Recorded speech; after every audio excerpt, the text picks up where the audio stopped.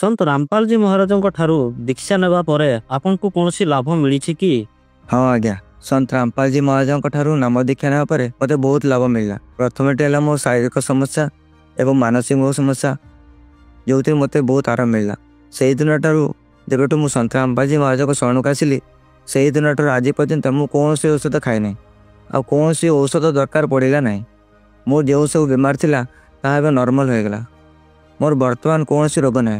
द्वितीयतः 3 मास पर मु प्रतिदिन कांदी कांदी परमात्मा को प्रार्थना करी जे मु सतलोक देखा चाहूँगी। मोर घर देखा इच्छा है कारण सत्संग में बहुत थर मुझे शुणा पाई जे आमर भी सेठ घर अच्छी एक कॉलोनी अच्छी ताहा देखा मोर प्रबल इच्छा है।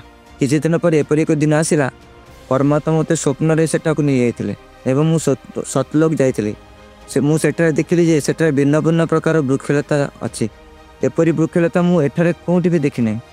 एपरी फल देखिली मो शरीर आकार एत बढ़ी जाता जे मोर बहुत सुंदर शरीर हो जाता।